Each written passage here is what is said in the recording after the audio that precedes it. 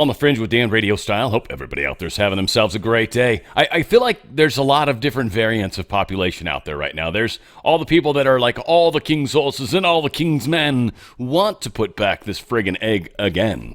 But I think there's a lot of us that look at it like, hey, let's make an omelet, right? When life gives you lemons, you make lemonade. I don't know. It's just weird. It's two different ways to look at the same sort of topic. But we have a lot going on in the world, a lot of changes happening. I've got a great show put together and frankly, I got a lot of video for that matter. So we're going to hop into it. Hop, skippity, jump, just like that. Starting with Alina Habba, and this is pretty breaking big-time news right now, and it's likely going to lead to incitement of riots, I would assume. I only say that from the Dems because of what they'll likely do, especially when this starts getting closer to when things get serious. But all said, Alina Habba's statement that she put out. She says, I take my obligation as U.S. Attorney seriously. I understand the responsibility that comes with my position, and I will work diligently to uphold the law and deliver justice to the people of New Jersey. After extensive consideration, we have agreed to dismiss Mayor Baraka's misdemeanor charge of trespass for the sake of moving forward. In the spirit of public interest, I have invited the mayor to a tour Delancey Hall. The government has nothing to hide at this facility, and I will personally accompany the mayor so we can see that firsthand. The citizens of New Jersey deserve unified leadership so we can get to work to keep our state safe. This dismissal against the mayor is not the end of this matter.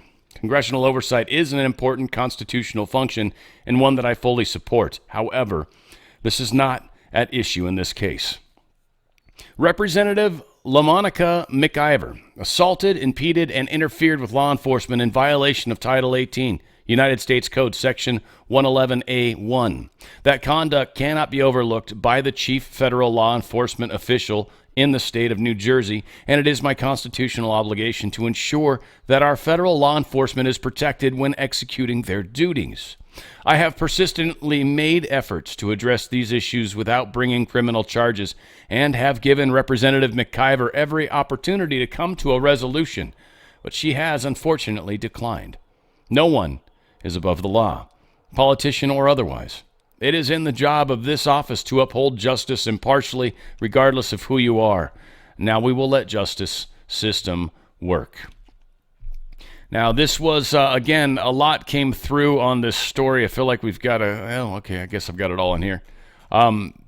This is funny how it all played out. Now, first off, we've got House Minority Leader Hakeem Jeffries and the rest of the Democratic leadership. They're saying, who, if you recall, were, again, frothing out of the mouth to send January 6 protesters to their, forever encampment because of what happened on January 6th, peacefully trespassing for the most part. Some people did some horrible things, and frankly, I hope they're still in jail, those guys. But they said this proceeding initiated by the so-called U.S. Attorney in New Jersey is a blatant attempt by the Trump administration to intimidate Congress and interfere with our ability to serve as a check and balance on an out-of-control executive branch.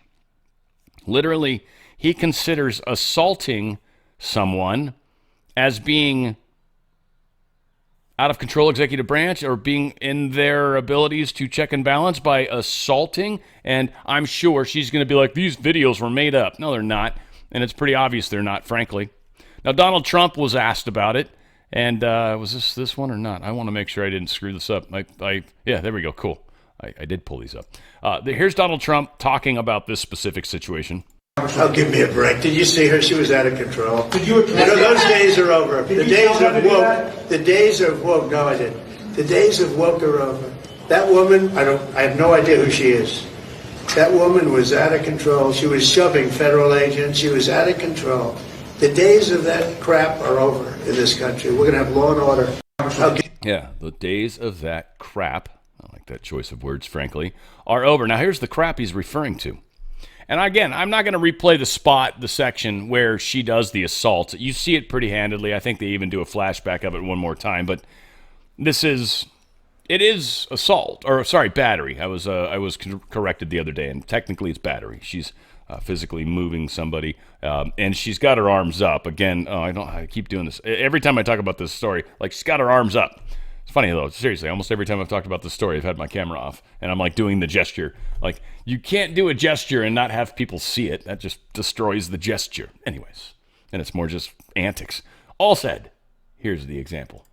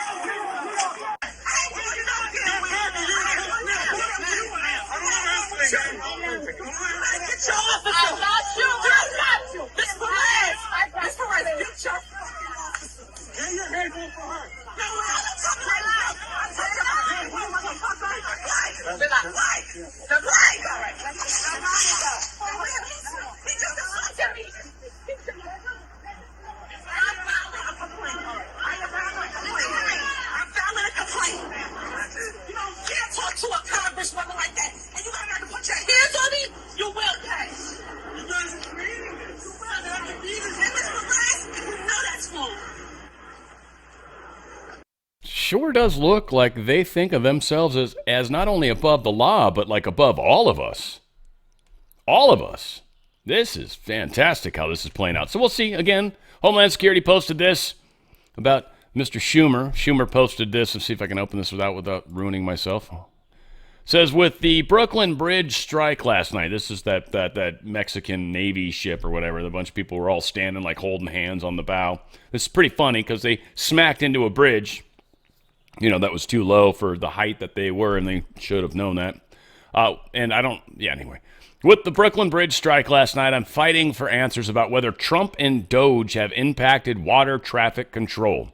We know they've been meddling with the U.S. Coast Guard staffing. Trump relieved Admiral Linda Fagan as Commandant of the USCG, and that position is still vacant. And the hiring freeze has limited the ability for USCG to staff up the vehicle traffic service. That's their traffic control operation that acts like air traffic control, but on water. We need action for our national security, infrastructure protection, and public safety. This is Chuck Schumer, the biggest douchehole on the planet. One of, anyways. Homeland Security that responded to this stupidness said Minority Leader Schumer's accusations that a hiring freeze led to the U.S. Coast Guard's vessel traffic services not being adequately staffed are false. Capital letters, like Trump typed this. The U.S. Coast Guard has been fully supported and been exempt from hiring freezes. Additionally, this incident had nothing to do with vessel traffic services. When a ship loses propulsion in a high current area, the vessel needs to engage all capabilities to stop, and ideally tugs are nearby to support. We encourage Minority Leader Schumer to get his facts straight before he misleads the American people. Bum, bum, bum. Now, here's kind of another example of this, and if you read between the lines and the fact that Bernie Sanders sucks at holding his poker face, this dude gives like every tell under the sun. I like this comedian, by the way. I think he's very, very funny. I didn't know he was a hardcore Democrat because he doesn't really come across that way, which I like. Really, if you're a performer, you should try to maintain a bit of an independent quality about you. Does Dan do that? Oh, yeah, that's right. I'm sorry. Oh, it hurts. I'm sorry. This is pretty sweet. And Bernie talking about Hillary pushing him out of the way and how the Democrats talk about the democratic process, yet they don't really care about what their own people think. Kind of interesting. Minute 36, worth your time. Check it out.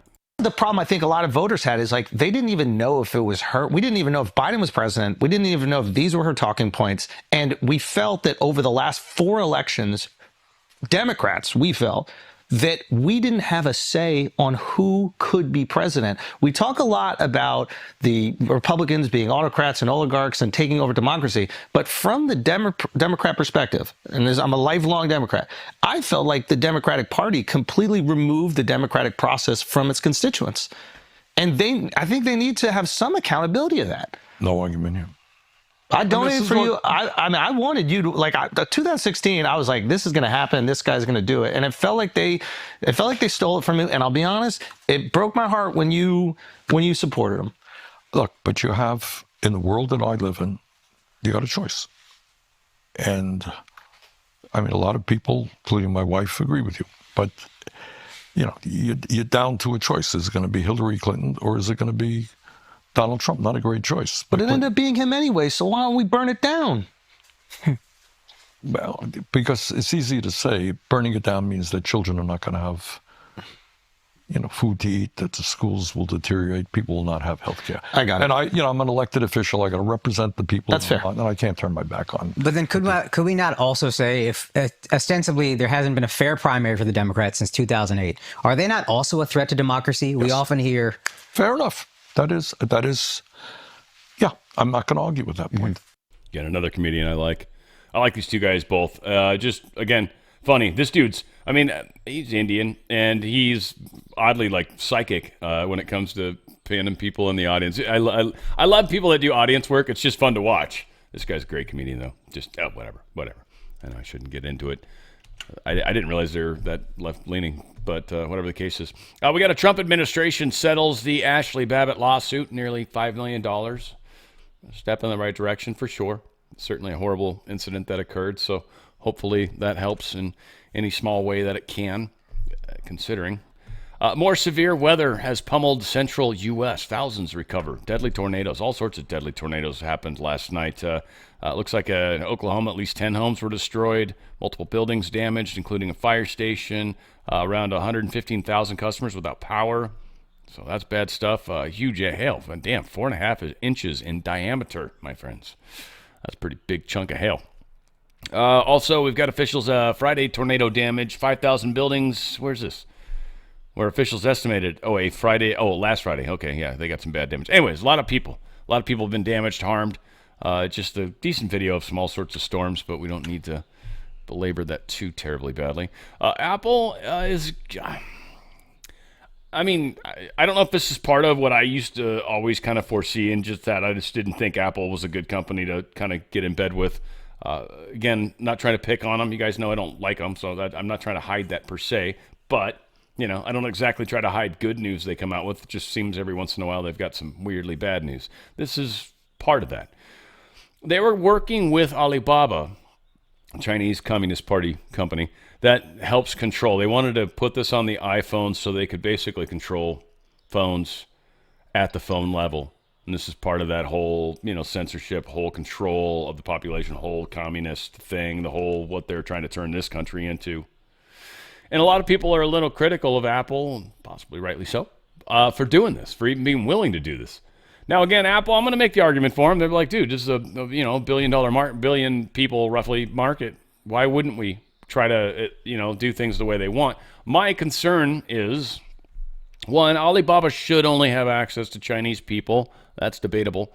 And two, they're, again, using Apple to kind of do some of their spying, which sort of lets them know how Apple's capabilities are. And then they can kind of utilize that in programming. So again, I don't trust much of anything right now, especially when it comes to the Communist Chinese Party. Again, I love the Chinese people, unquestionably. Love the Iranian people, unquestionably. Do not trust their administration at all. And I don't trust Israel's administration right now either. I don't trust North Korean's administration right now. But I also don't trust England, France, Germany, Europe. I don't trust any of that shit. I trust Hungary a little bit. They're pretty cool. They're solid, right? Turkey, I don't know. I think Erdogan is, on the money. I don't know. We'll see. Again, a lot of these people got to do a lot of stuff in this part of the world. I think what's his face in India seems to be. I don't know. There's a lot of questions around things there. Again, the world's a weird place right now. So, whatever. And I do think some of this ties into where we're heading, ultimately big picture. So it's hard for me to ignore that. But at the same time, I think it's too soon to bring it up, if you will. Healthy Home, another great, incredible product line that I support. I love these guys. Stem Active is awesome. It just helps your healing abilities, your stem cells. It helps you produce more of them yourself. It doesn't actually add any stem cells to you. That would be gross if you look into how that happens. But stem cells are cells that can become any kind of cell in the body. So any sort of healing or nurturement, if you will, that needs to happen is going to happen from these stem cells. They're incredible. So this bumps it up. It's a very, very powerful product. It's something I had a jacked up shoulder. I've got another friend that had a jacked up shoulder. My girlfriend had calcification, and she's now able to move her shoulder. She's also doing a maze, and she's been having issues with her hair. She's been stoked on that. That turned around pretty quickly, by the way. She doubled up on a maze. That's another one we'll get to in a second. That's collagen support for sagging skin, hair, nails, joints, all this stuff. When you get these things working together, Stem Active, healing quicker, and Amaze, collagen support, you're talking about just like amazing powerhouse that's going to help you feel better, and you will notice it reasonably quickly. I would say within a couple weeks. If I'm full of Fs, all right, you should know within a couple weeks. Otherwise, you'll be like, no, this almost does, wow, it does seem like it's getting better or feels better or whatever. Try it, I dare you. Go to danradiostyle.healthyhome.com. That's danradiostyle.healthyhome.com. Also, balance, hormone support. It's not putting hormones in you. It's actually got plant-based stuff that helps your body kind of deal with these changes that happen as we age. Some hormone issues, mood problems, enhancing sleep. I think temperature balance is also some of the stuff that comes from that. So balance is an incredible product and helps your own body without putting hormones inside of you, because that's generally bad, unless it just has to be.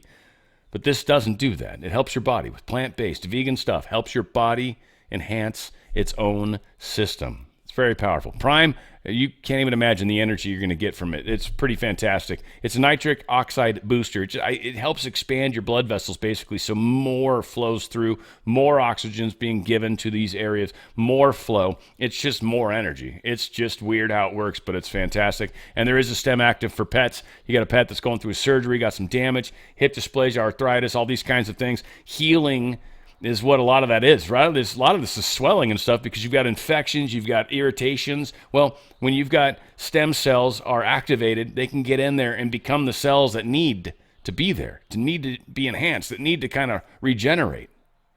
This is one of the easiest ways for your pets. And by the way, it's actually reasonably priced, especially for pets. It's a great way to help your little guy make sure they're better. Little girl, either way, right? danradiostyle.healthyhome.com. That's danradiostyle.healthyhome.com. And remember to subscribe too. You save a couple bucks, and it's just powerful that way. So again, danradiostyle.healthyhome.com. That's right. .com. Federal judge blocks Trump's admin from dismantling of the U.S. Institute of Peace. Just blocked him. Trying to turn it around. It's kind of ironic, though. We've got some funny stuff with this one. Well, funny, ironic, in my opinion. USIP, just Institute of Peace, which it was definitely not. USIP was established by Congress in 1984 as an independent nonprofit corporation, which receives federal and private funding to promote peace through education and diplomacy. It's supposed to be independent, nonprofit. I don't know if it's supposed to be in the government, so it's getting government funding and private funding, and they're doing whatever they want. Now, a lot of people are basically calling this a CIA slush fund that taxpayer money was going to. Obviously, that one judge tried to stop it so far. So Doge, here's what this USIP agency was all about, that this judge, there's a picture of her stupid face right there. I'm alleging her face is stupid. You might think otherwise. It's okay. It's all right. I'm not going to get mad at you. That's a stupid face, though. I'm just telling you. You're stupid for not thinking her face is stupid. Yeah. My dad can beat up your dad. Yeah, and so it was by far the least peaceful agency that we've worked with, ironically. Of course. Additionally, we found that they were spending money on things like private jets, and they even had a $130,000 contract with a former member of the Taliban. This is real. We don't encounter that at most agencies. Yeah. What was the money going to the Taliban for? So it was a contractor. They received $130,000 for generic services. And to Elon's point, there was not actually a clear description of what the contractor services were for. But was it for opium?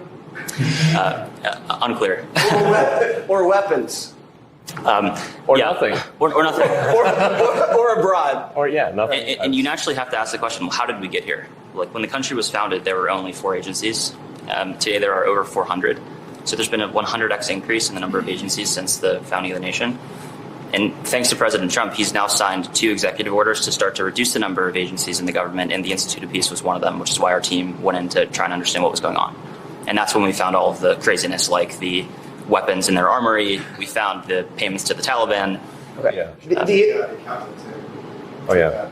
So Try to hide the evidence. Right. So just a few hours after we got into their headquarters, we found that their chief accountant had actually deleted over a terabyte of accounting records from several years. So you'd have to ask the question, well, why would somebody do that? The Doge team, fortunately, was able to recover that data with the help of a few great employees at the Institute of Peace. And I think the most troubling thing was they received $55 million a year from Congress, and any money that went unspent, instead of returning that to Congress, they would sweep it into a private bank account, which had no congressional oversight. And that's what they would use to fund things like events at their headquarters and the private jets. And so I think it's a great example because most Americans don't know what's going on at a lot of these smaller agencies. And this is, I think, the most extreme case of some of the wasteful spend that we're finding. So the agencies are hiding money from you. They're sending it to the Taliban. They have loaded weapons in the department buildings. At the Institute of Peace. At the Institute of Peace. Yes. That's right. So this is a cover-up when you guys roll in. This one, yes, they cover up. Yes. It's a cover-up. They did delete a vast amount of financial information. That's really a definition of a cover-up. Isn't that illegal to delete evidence? Yes. Shred documents? It is. It's certainly illegal to delete accounting records that that Congress would certainly want to know where the congressionally appropriated funds are going from taxpayers. When you catch them going Hillary style on their computers, do you refer this to the Department of Justice? In this case, we did refer the evidence in the accounting example to the FBI and DOJ, and we were proud to do that. So yes, we did. Resistance has shown. Yeah. Every time I see that video, I just think of that boom Mike, the guy that holding that thing, how exhausted his arms got to be by the end of that. Again, the rod's not heavy, but the microphone, it's got some weight to it, folks. There's a magnet in it. There's no way to make one of those light. At least a good one, anyways. U.S. Attorney for D.C., Jeanine Pirro. You guys remember her from Fox News? It pisses everybody off how many people from Fox News have ended up in Trump's cabinet. But she's announced a former contractor from USAID-funded program has been extradited, convicted, and sentenced for conspiracy to obtain grant money through fraud. We are shutting down a number of things, it would seem. Oh, whoops. Let's bring this over here. Oh, this is epic. This is short. Marco Rubio, he attacks the dude that was having margaritas, had Margaritaville going on with the Tren de Aragua member from Maryland, if you remember that guy. They like to say, the father from Maryland. It's like the Tren de Aragua wife-beating illegal immigrant that was residing in the state of Maryland. Yeah, this gets pretty fun. So Chris Van Hollen, straight to his face, yeah, we deported gang now. I don't know if he says this in his longer part with him, which I thought I had. I don't know what happened to that somewhere. It's got better be, I hope. So I got some more stuff with him. That's pretty good. Anyway, let's play this part first. In the case of El Salvador, absolutely.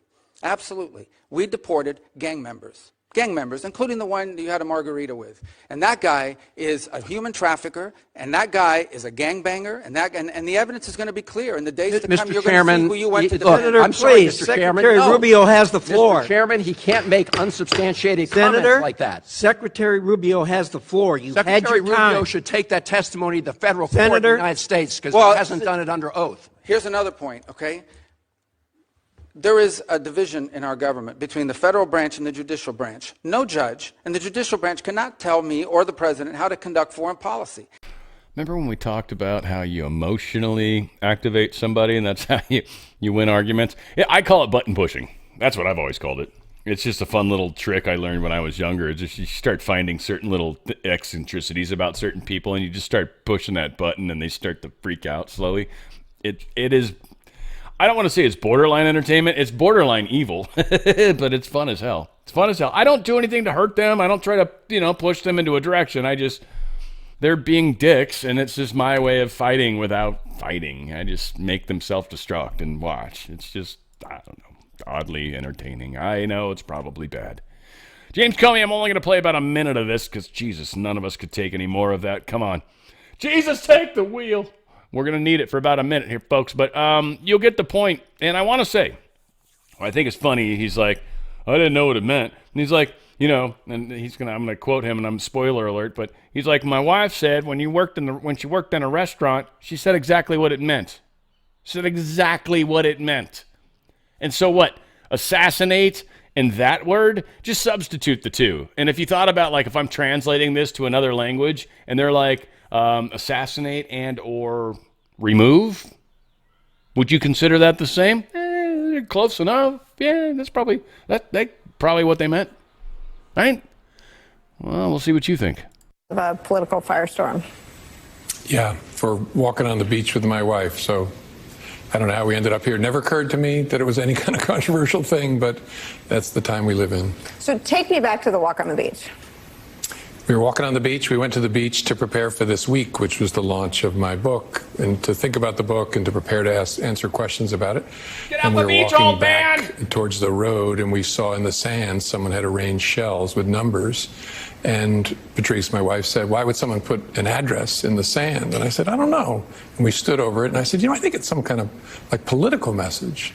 And she said, 86, when I was a server, she did a lot of work in restaurants, meant to remove an item from the menu when you ran out of ingredients. And I said, well, to me, as a kid, it always meant to leave a place, to ditch a place. I said, that's really clever. So then she said, you should take a picture of that. And I did.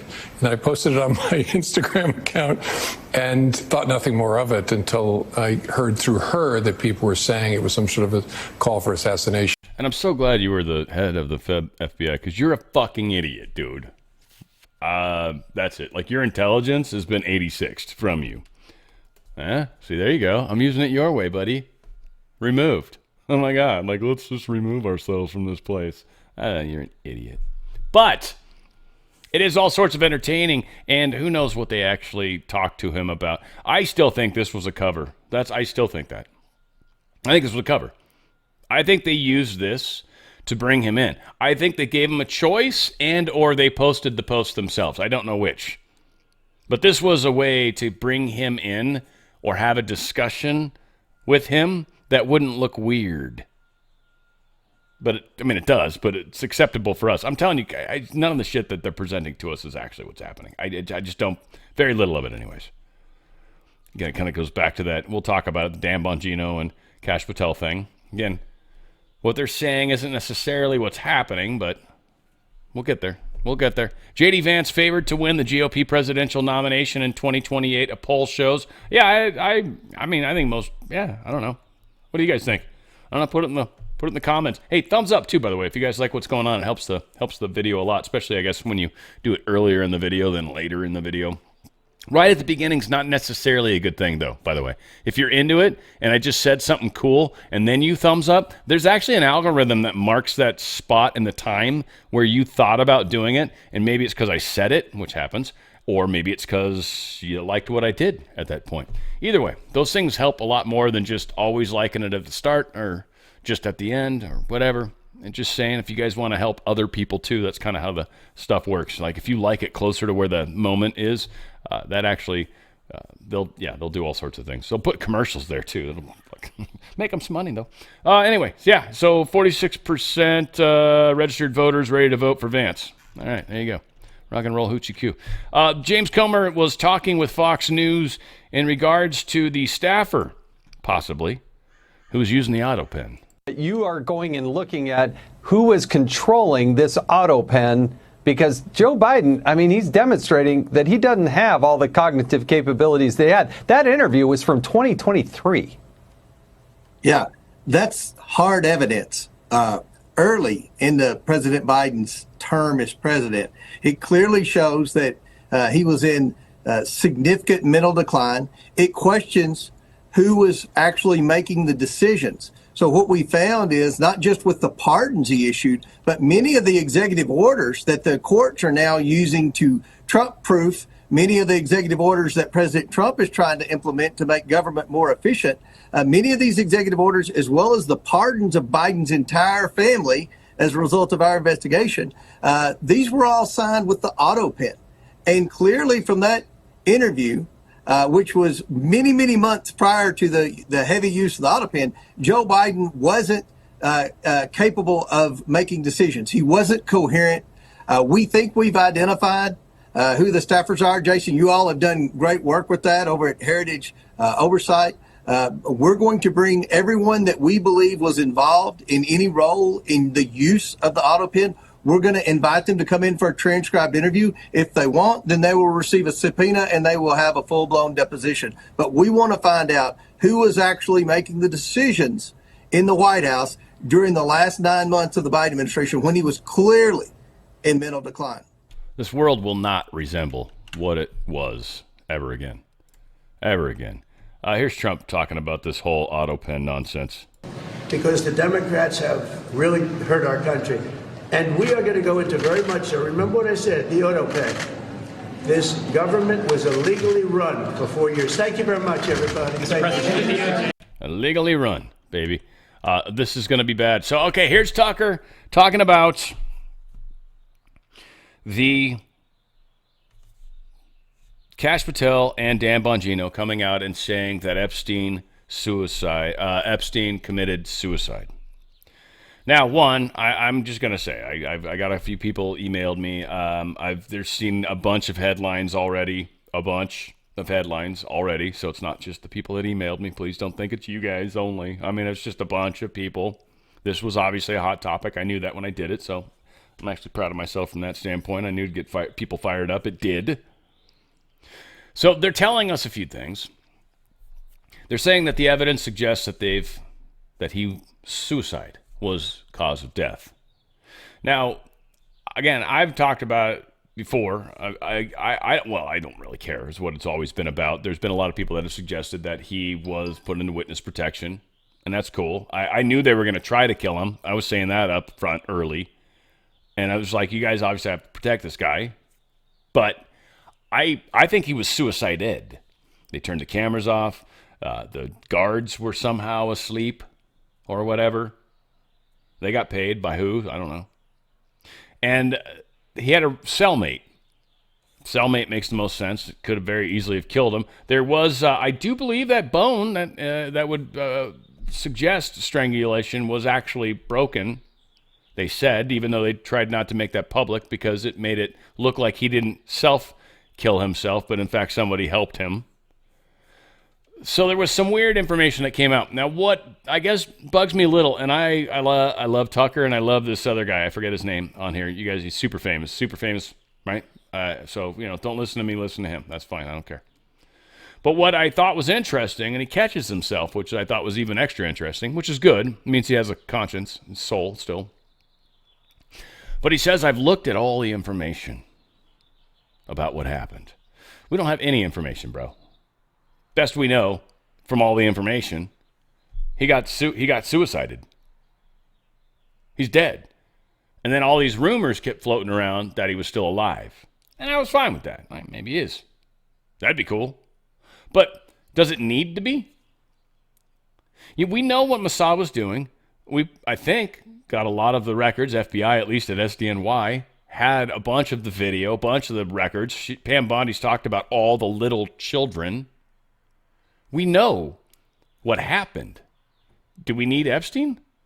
Because whoever was paying him was an intermediary, and it was never actually like anyone of significance. They never would have let anyone of significance handle that. That's too low a level. So again, whatever it is, I'm okay with. I don't care. And if I'm wrong, that's fine. But I think he was suicided. He was a loose end. Loose ends get tied up. We know that. We know that forever. So it was not a surprise to me when they killed him, or he killed himself, or he got hidden on runaway and put into a carriage. Whatever. I don't know. But there's opinion, and again, this is a hot subject, and I was talking about, I think it's more about the confirmation bias. I try to keep an open mind at all times, and I don't care. My mind is not made up on it's very few things that it's made up on. I don't even know if that's even true, but whatever. Thought we could all sleep well at night now knowing that Epstein legitimately killed himself, right? What was that? Did that just come out? It's just two guys that I really like. I mean, I love Bongino, but he's a friend of mine. But you weren't convinced by that? No. Why? I mean, I've dug into that, and it's just so spooky what's going on with that, and how nobody. I mean, how do you charge a guy with sex trafficking when there's no end users that have been charged? Who did he traffic to? Well, that's a great question.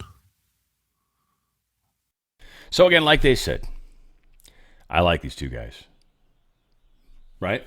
And I'm not saying they're doing anything mischievous. What I am saying is what this does is this is part of the whole, I don't believe what we're being told. And that's fine.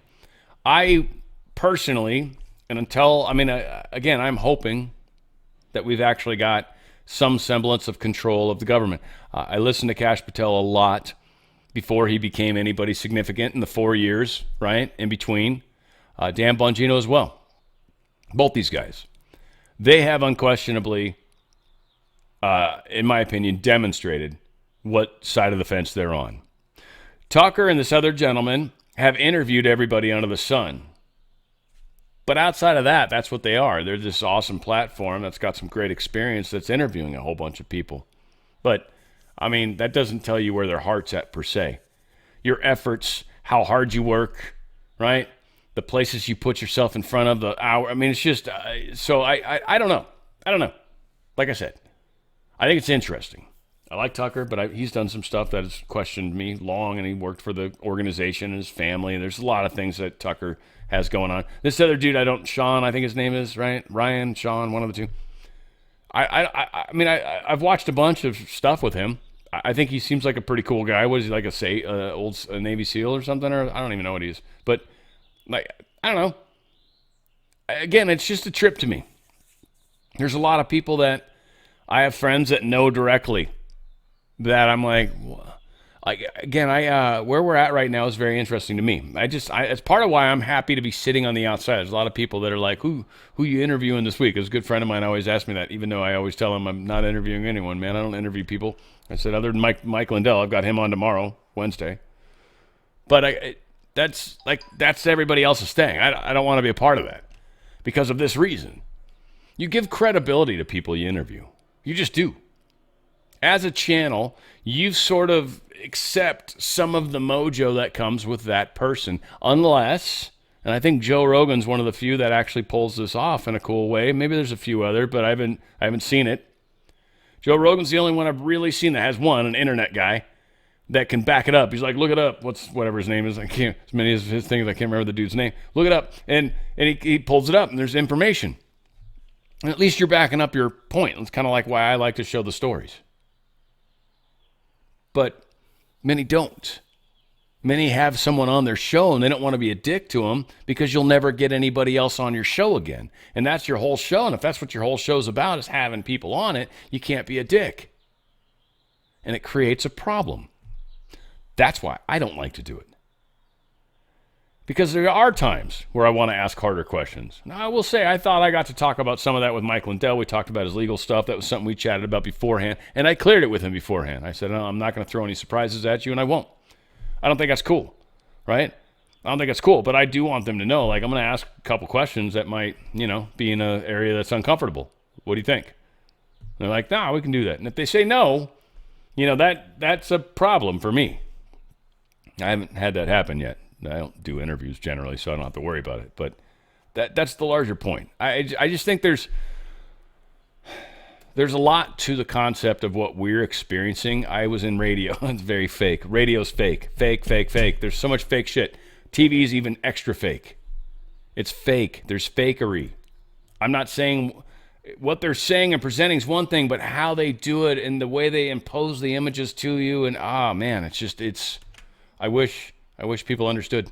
It's part of it's part of the whole thing. It's messed up. Japan bond market, not doing good. They just had the worst auction they've ever had since 1987. Again, I think the world economy is starting to have some problems. Also, China just offed a bunch of treasuries. $18.9 billion worth of treasuries. They did this back in March. Now, I was just having a weird analytical kind of day. And I was wondering, back in March, so they put a bunch of treasury, a bunch of cash into the market. Now, putting a bunch of cash into the market weakens the dollar, causes things like dollars to gold and dollars to go up. I actually had the gold price here at one place. I think it was over here is where I wanted to show it. When you look at the gold price going back to March, you see something kind of funny. So March is right here, right? We see that, but that's cool. But where we got an interesting spike was about a month later. So a whole bunch of liquidity. They announce it, and then it takes time, and then people buy it, and they're like, there's a transfer. There's a time process. So within a month from that, we see this weird dip and then spike in the gold prices in a short period of time because the value of the dollar was lowered.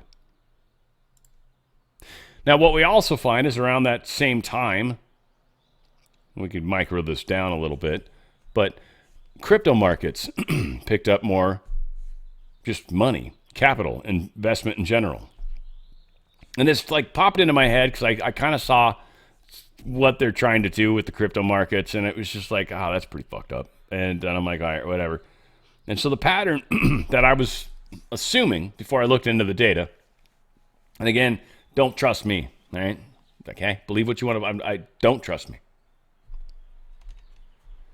But I was thinking to myself, I'm like, all right, what they're doing is they're pumping a bunch of money into the crypto markets, cash. They pulled it out of the stock market because the stock market's a really effed up place to have investments right now. So they put it in crypto. They got it in there reasonably early. And what they do when they get it in there is it causes the price to spike. When the price starts to spike, it causes a lot of people to start to get into it because it suddenly becomes a really good idea. And then they hit it to a certain point, and they've got a good idea what they think they can get it to. And then they cash out. And what it does is it causes spikes and then drops because a lot of market cap, goes in and goes out. This is huge amounts of money to change the market cap to the levels that it does. So we're talking countries, extraordinarily wealthy, whatever, stock market, Warren Buffett, Bill Gates type funds, and probably bigger than that even. I mean, we're talking 3.32 trillion in cap right now. That's how much dollars or equivalent is in crypto right now. So we notice every time anything crazy happens that there's this big influx. The things that we know are created by the deep state. December 2020. Wasn't that right before COVID? Or was that right? Or was that early 2020? That was early 2020, right? Right when the spike started happening because they knew what was going on. And then after it kind of cleared off, they sell off, and then they do it again, and then sell off, and leave it there for a while, and let everybody else pump all their money into it, because, oh my God, did you see what Bitcoin did? Oh, it's worth a bunch of money. It's a great investment. And they go run into it. And then here we go, December 2023, right before we started heading into, a mess. Oh, that was the Israeli thing almost, wasn't it? Yeah, October, right there. Affects stock markets. And then it goes back down. And then we know the election, December 2024. Trump took over right around November, December. That was when the votes were final. And now we've got another pump of equity into crypto. These levels of dollars can't be done by you and me, regular schmoes. This isn't just people getting involved. This is singular individuals or entities pumping mass quantities. Mass quantities of money moving doesn't mean they're going there to stay. They're going there to move it. It's just an easy place to store it. And there's probably a write-off tied into it. Thought I had another one here, but they were showing the Bitcoin. Anyway, whatever the case is, not important. So China's imposing anti-dumping tariffs on plastics. This is actually screwing up their economy. We're allowed to bring in some stuff. They opened up the doors. Well, Chinese Ministry of Commerce said that the plastics were being dumped by these entities, causing substantial damage to the mainland Chinese POM copolymer industry. You know, the people in China that make the same plastics that we apparently make accidentally or something else or involve. It's probably a waste product to some other shit we do. So we probably do it almost kind of cheaper because it happens accidentally versus, we need to do it. That's expensive comparative.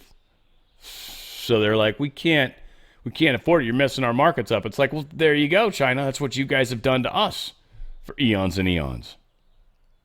So again, same kind of thing happening with gold went up a bunch today, which is kind of groovy. But when you look at the 6-month price, you also start to notice some of the same similarities. As these weird little fluctuations occur, there's that dump of the treasuries, by the way, from China, I think, caused the spike to go up, right? Like, just the things that are happening are causing gold to go up. This is not all. That's not even close to all. Whatever the case is, they've caused the price of gold to go up and up and up and up and up. And this is just 3 years. A lot of the people that have gotten in and out. I'm telling you guys, if you're in a 401k, you're in the stock market, you're in the thing that they're screwing with, that they're pulling money out of, they know when it's going to crash. They're pulling their money out before these moments occur. And then what I think, and this is what I saw, whether it's right or not, they pump a bunch of the money into the cryptos, but then they pull it back out, maybe when the dollar's stronger, weaker, whatever, maybe into a stronger currency, and then turn around and buy stocks with it, which then pumps the stock market back up. They get a hold of these sell-offs when the bad news comes out, and they've got their money parked in a place where they can very easily move it back into the stock market, and then we see a dip down in the crypto prices, a sort of crash, because a bunch of money just moved out. A lot of it is people that trust it's going to work. But the part that moves the numbers is literally like governments and just giant organizations of wealth moving money in and out.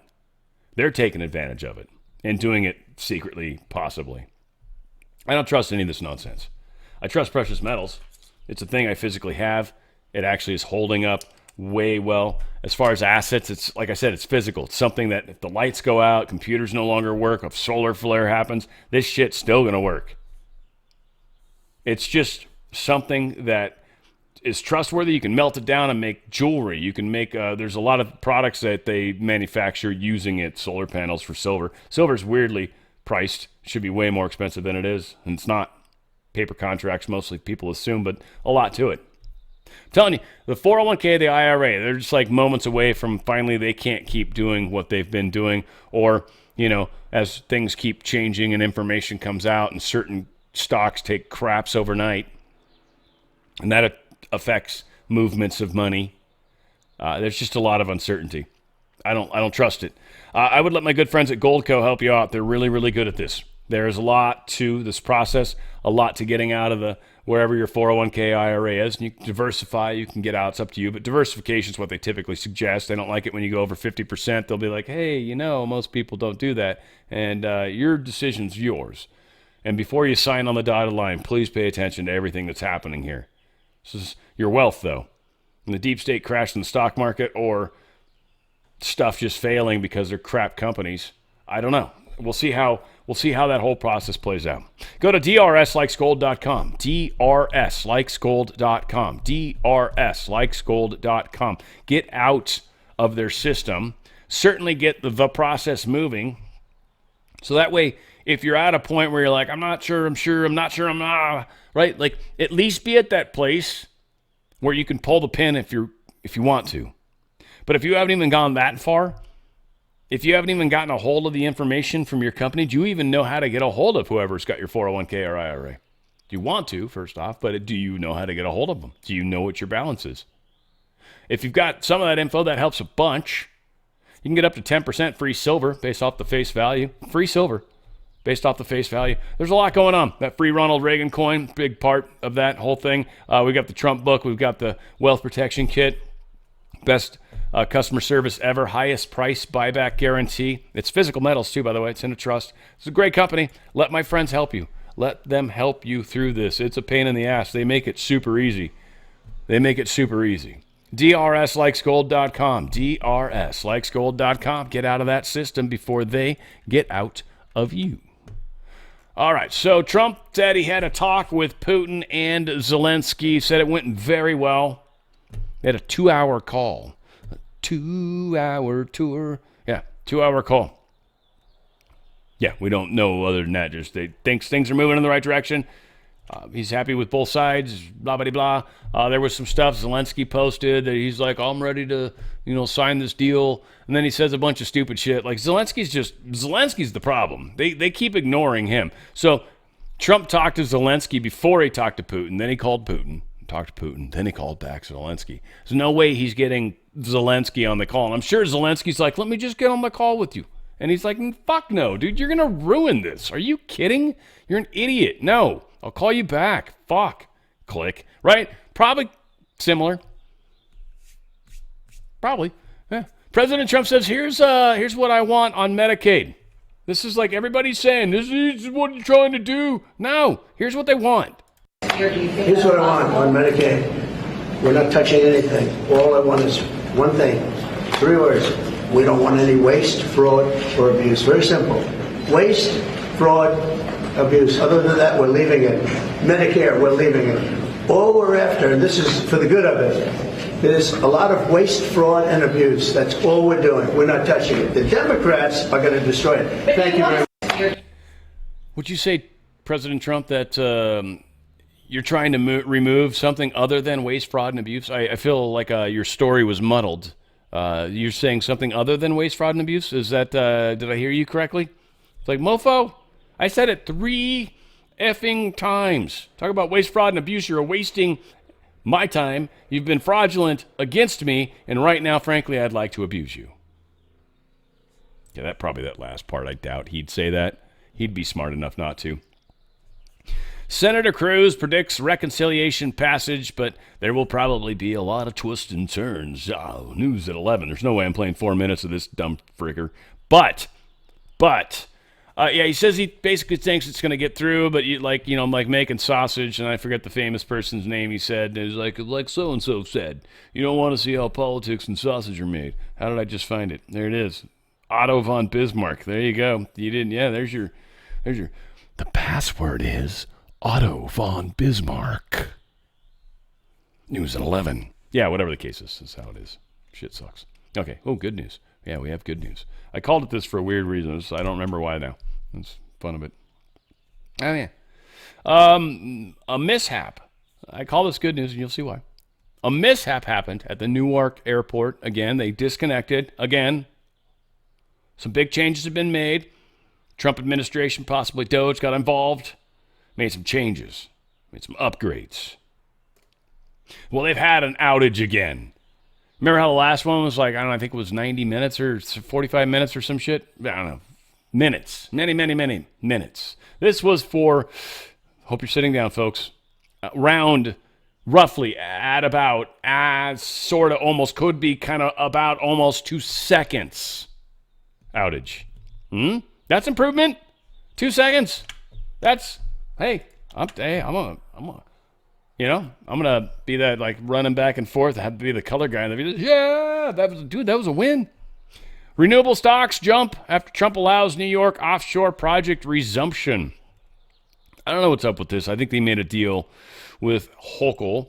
This particular project, who knows? Maybe she's not getting kickbacks on it, whatever the case is. It's called the Empire Wind Project. And there's some company in another country that's doing the wind turbine stuff. Their stock went up a bunch. Nobody here that's American made. But my assumption, and I'm reasonably sure I'm accurate on this one, Trump made a deal with her. He gave her this project, but it required her giving him something else. I'm going to be very curious to see what happens with Rikers Island. That'll be one forward-facing thing that would be very interesting to see, because I don't know if you guys remember, a judge had taken Rikers Island control away from the city, a.k.a. Eric Adams. So I'm very curious to see what happens to Rikers Island in regards to this deal that we're hearing about. Pay attention. We'll see what comes forward. All right, some good stuff. I just thought this was kind of fun. Again, I was having a weird thing with numbers. Maybe I just missed my old job or something stupid. I don't know what it is. So I asked some questions. United States population by race. As of 2023, the racial composition of the United States is approximately 58.2% white, non-Hispanic, 12% black or African American, 12%, 19% Hispanic or Latino, 5.75% Asian, hell yeah, woo! And 1.12%, American, Indian, Alaskan Native, with the remainder identifying as Native Hawaiian, other Pacific Islander, or multiracial. Confused. The population is becoming increasingly diverse, with nearly 40% of I didn't care about all that. But the 58.2% white, non-Hispanic, and 12% black African Americans, just fun to look at. Now, let's start this story. The U.S. Department of Justice's Civil Rights Division says it's opened an investigation into Chicago Mayor Brandon Johnson's hiring. Uh-oh. The letter outlines what the Trump administration and some MAGA activists have identified as race-based hiring that they say discriminates against white candidates. The DOJ says the investigation is to determine whether Johnson has violated Title VII of the Civil Rights Act of 1964, which bans hiring based on race. The letter from DOJ Assistant Attorney General Harmeet K. Dillon references remarks Johnson made Sunday at church on Chicago's South Side. Said, quote, "In your remarks made yesterday at the Apostolic Church of God in Woodlawn, you highlighted the number of black officials in your administration," the letter to Johnson states. Now, that made me wonder, because I know how many of you guys were like, Dan, you didn't really ask that question fairly. Chicago's got an abnormally more black population than any the rest of the nation as a whole. I took that into account. I therefore asked that question. Please list the racial breakdown of Chicago mayor's administration. I want to see what his breakdown was, first off, right? He's bragging. He's being braggadocious. And I'm just kind of assuming Grok's right. I don't trust Grok or any AI on a whole bunch of shit, but I feel like they would do a better job in this than I would. Black, 34%. Let's just call it that. 34% black. White, 30%. Hispanic, 23%. Asian, 6.7%. Right? Two or more ethnicities, confused people, 5%. So this is how Mayor Brandon Johnson's administration's laid down right now. Now, based on the most racial breakdown of the population of Chicago, white people are about 39% versus 34%. Black or African Americans, 28%. 28% versus 30%. Weird. So we're a little low on white people, and we seem a bit high on black people. They're 28%, and you're up at 34%. White, you're at 30%, but in reality, it's 39%. So a 9-point swing there, and then another 6-point swing, giving more people black African American. This doesn't feel like it's very indicative of the layout of Chicago, Mayor of Chicago. Doesn't it seem like you're not? Hispanic Latino, based on census, is 29.6%, yet over here, 23%? So why are you favoring black people, Mr. Black Mayor? I don't understand. It seems weird. You're not representing white people to the proper levels, and you're certainly not representing Hispanics to the proper levels. And Josh shucks, let's look at Asians really quick. Well, you at least got more Asians. You're smart there. You're just making a better workplace is what you're doing there. That's all that is. That's okay. But still, the other stuff you need to get straightened out there, big guy. Yeah, because they're looking into you, and it looks like you're guilty, frankly. Well, this is Devil's Island. Yeah, this is interesting. Okay, it's an island. All right, I like that a little better. But still, Macron of France is going to build a new high-security prison in the tropical jungle of French Guiana, near the site of one of the world's most infamous hellholes. This is where we're going to put prisoners. Wasn't that what we thought of Australia? Any of my Aussie mates out there? Right? Dirty Q, what do you think? Am I wrong? Does that sound what they're kind of doing? It wasn't England, I know. This is France now. They're copying England. They found some shithole that they're going to just turn into a prison colony. And then pretty soon there's going to be just a bunch of people there that are very bitter and angry and like to drink beer and super fun to hang out with, basically. Good people, generally speaking. We've got South African President, I hope I'm saying this right, Cyril Ramaphosa. That was on my Scrabble card today.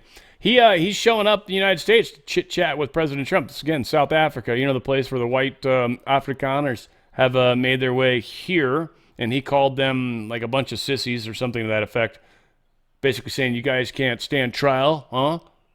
Landowners, farmers. Again, I don't know. It could be a bunch of, again, this was a spot that was contested between France and England. It was during their little Frenchy-England war. And so they took control of this port because that the Cape of Africa there, whatever, Cape of Good Horn, I think that one is, that's like a very important part of transitioning. They didn't have all the canals at that time. So controlling it was important. They took control of it. I'm not saying it's okay. They put a base. They made ports. It just worked out well. Kind of took ownership. They had shiny objects called bullets and things to put them in called guns. And these people that were like tribal didn't really have a chance. So technologically speaking, the white man just kind of sort of took his land, and that's been kind of how it was. Now, I'm not saying it's right or wrong. I think it was back in the late 1700s, something like that. Nah, maybe sooner. Anyway, around there, 1700s somewhere. Early or late, one of the two. I don't remember. It's totally one way or the other. This is why I don't like history, because I can't remember any of that shit. Names and dates, just two things, are just... 80% apparently of French women want the army deployed in French cities where all the nastiness is. There's all these people that have like crime and stuff, because they've got areas that are full of immigration problems. And they want to like, hey, I want you guys to put like the army there so we can feel safe again. Yet they continue to have these same bad policies. My point ultimately is I think people are waking up. Now, England looks to be, with this Keir Starmer guy, looks to be trying to get back into the EU's good graces. Yeah, give some love to daddy is what he's saying there. He's like, can you smell the cocaine on my breath? You shouldn't be able to, by the way. There shouldn't be any cocaine. Usually they'll ask you if they can see any residue in there, but you wouldn't ever smell it on the breath. So that was funny. To any cokeheads out there, you probably thought that was funny, or that I'm just stupid. Both would be correct, actually. United Kingdom and European Union have reached a wide-ranging agreement aimed at expanding corporations across key areas such as defense, energy, blah, blah, blah, blah. England's going to be a player again in Europe. This guy, I don't know. We'll see. Maybe he's just kind of, hopefully he stays out. I don't know. A lot of people are worried that he's going to try to bring you guys back in. We'll see what happens. Australia is once again ruining their own citizens' lives even further. They just figured, how else can we screw these people? And they're like, ooh, I got an idea. Let's take any unrealized gains they have. That means if you got a stock and you bought it, say, a year ago, and it went up like 10%, maybe it was $1,000, it's gone up 10%. Okay? But it's still a stock, you haven't cashed it out, but it's worth 10% more. So now it's worth $1,100. What they're now doing with the unrealized gains is they're taxing you for $100 of income. That gain that you got that you haven't realized because you didn't sell the stock and it might disappear tomorrow, it doesn't matter to them, but they want tax on that gain. And so they're going to take a bite out of that.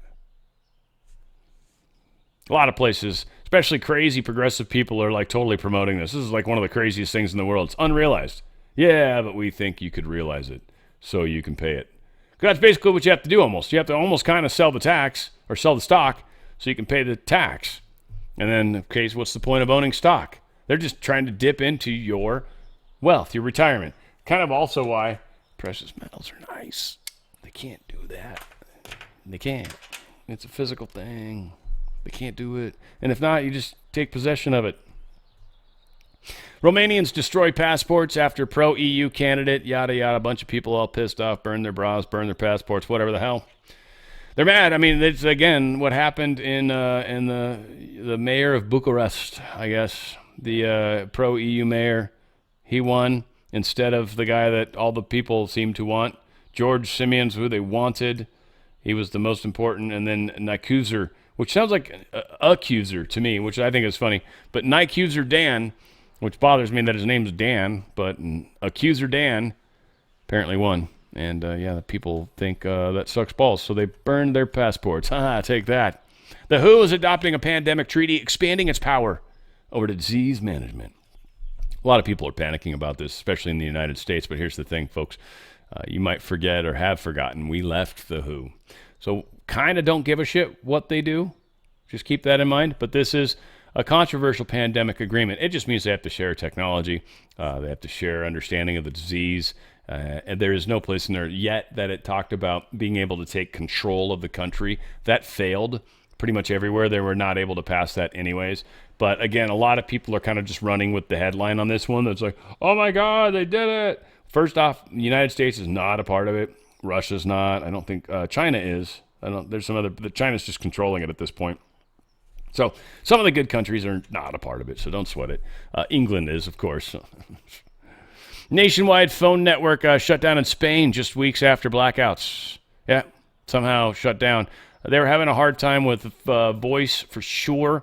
And, yeah, you got to wonder, because this is a country that's trying to go 100% renewables, and yet here they are running out of power on all sorts of things. You know, important stuff, too. You know, they constantly freak out at Trump for firing a bunch of bullshit waste, and here's a place that's 100% renewable energies, and your phones don't work. Oh, that's okay, though. You're on renewable. That's fantastic. Yay. I'm so glad you guys thought you were in charge. Ayatollah Khomeini. I think that's how they say that. Khomeini. They slam what we're trying to do by saying you can't have excessive refined product. And he's like, hey, that's too much. Bad accent.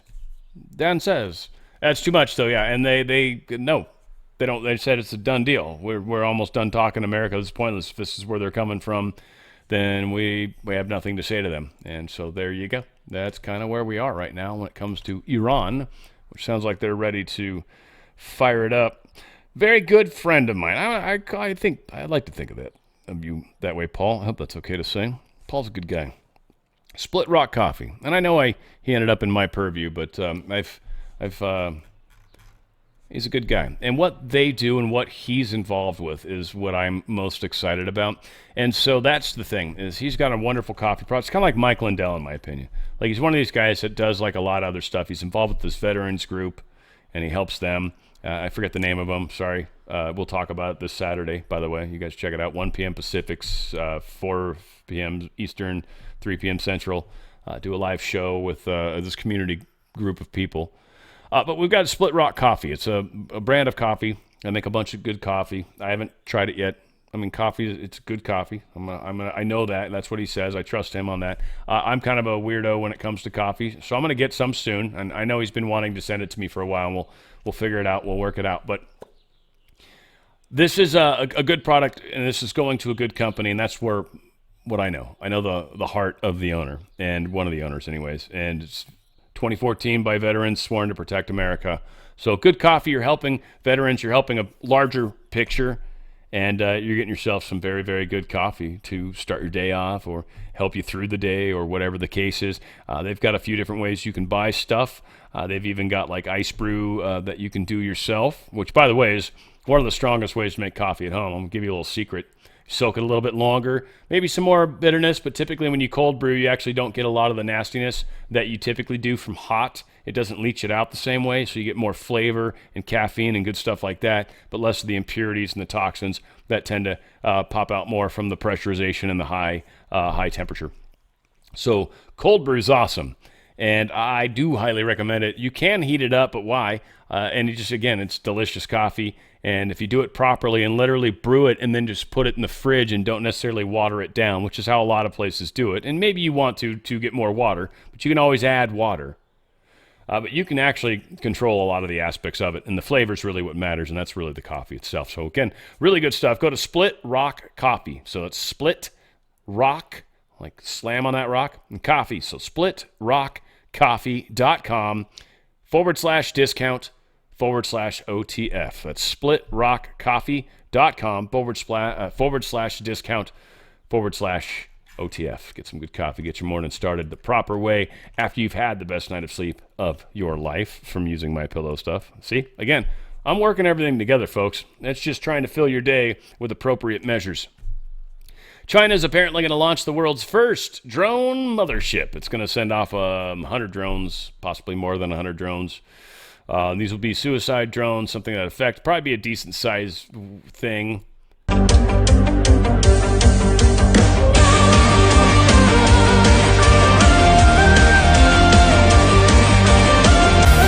You know, it's weird. The music that they use for the propaganda videos in China is so interesting. It's just, again, I'm fascinated by the cultural differences. I have a very dear friend that's Chinese, and I just get to ask crazy questions. And I don't know why I just said that like I was Chinese, but this kind of stuff is crazy to me. Like it's just so It's just a different country. It's weird. It's like they do think that's, you know what I found with Chinese, by the way? I don't know if you guys know this about the Mandarin language, but they have a different word for everything. Yeah.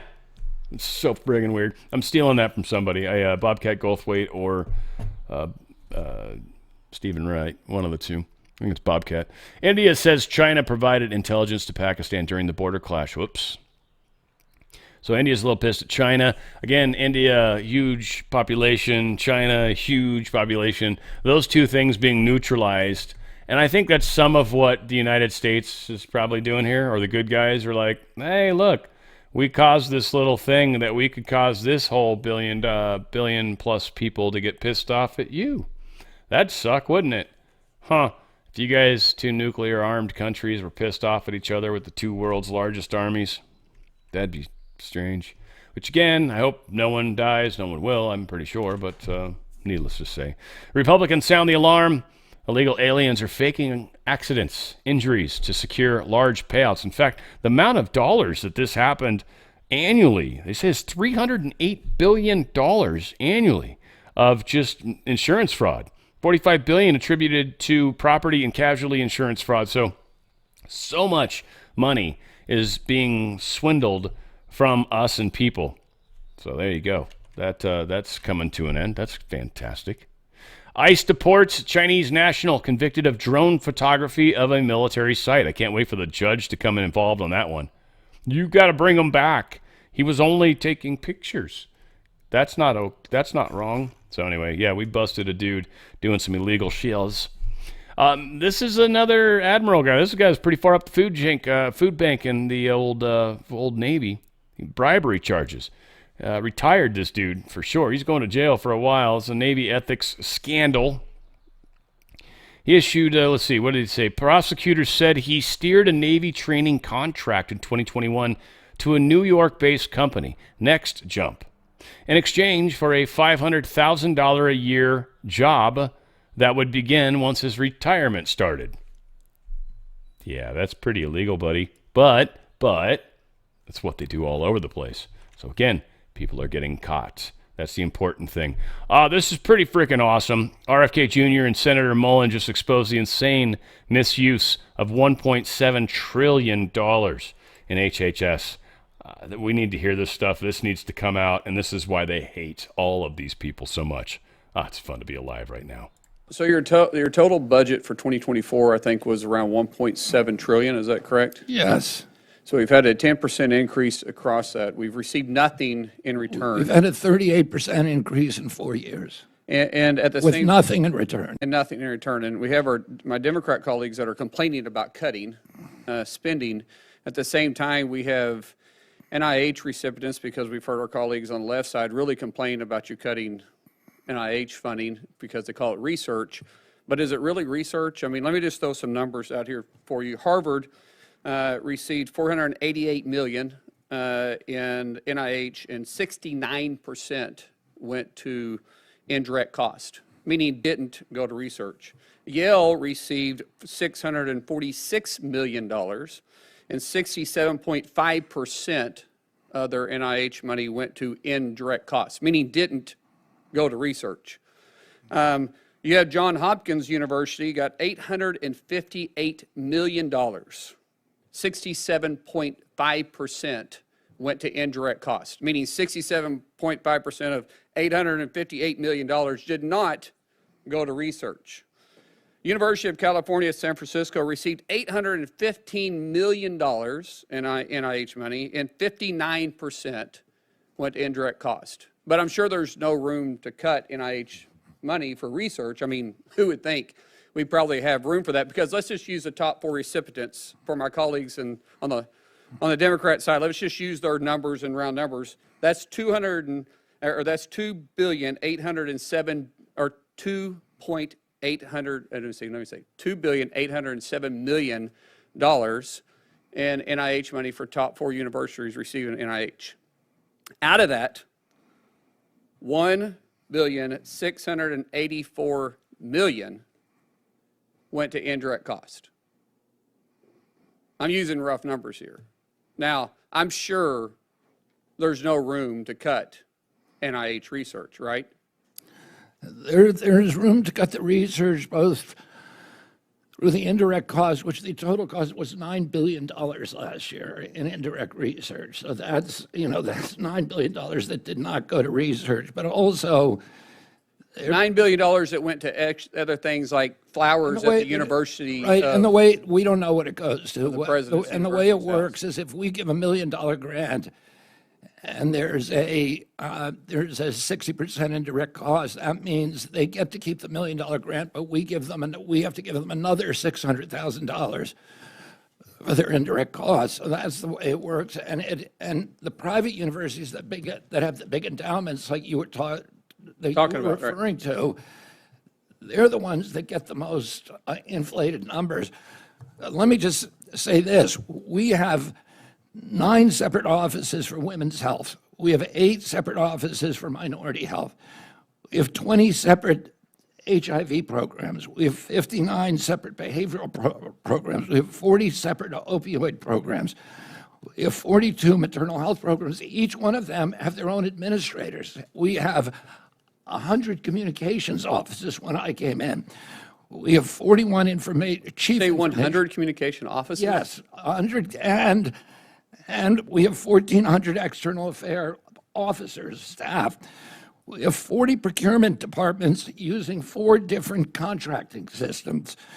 We have 9 resource officers, dozens of IT departments, and 8 senior finance officials. And what we're trying to do is eliminate the redundancy. There's no way to govern this agency. This agency has a budget that is comparable to the 6th largest nation in the world. And we have no governance because these are all in silos with their own infrastructure, and we're trying to consolidate them, and that's why they don't work. That's why we throw more and more money every year, and Americans are the sickest people in the world. We spend 2 to 3 times for healthcare what other nations spend, and we have the worst outcomes on earth. And if somebody does not reorganize this mess, it is going to continue. And we're trying to do it, and we're going to make some mistakes as we do it. But ultimately, I can tell you 4 years from now, the American people are going to be a lot healthier. The part that got me the most was the indirect cost thing. I don't know about you guys, but that one got me. Right? If they spend $1 billion and they've got a 60-40, meaning it's 60%, let me just say 60% administrative cost on top of, so that Harvard and them, he's using legit numbers. He didn't call anyone out, but probably very much in realm with those people. That means if they get $1 billion, that means they get $600 million on top of that to do whatever they want with, whether it costs that much or not. It's insanity where we are and have been. Trump's education department rescinds Biden's $37 million fine on a Christian university. This Grand Canyon University was being fined by the Biden administration just kind of arbitrarily. The administration was totally saying what you're saying and accusing us of is completely untrue, provably untrue. And the Biden administration is just like, nah.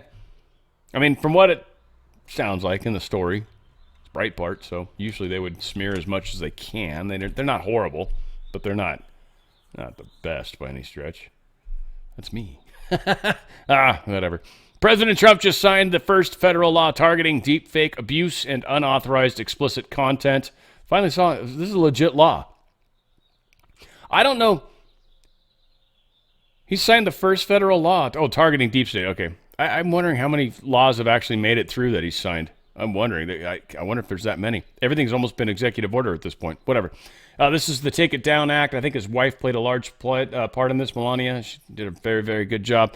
It has to do with whether or not you've got fake or real intimate images of someone without their consent.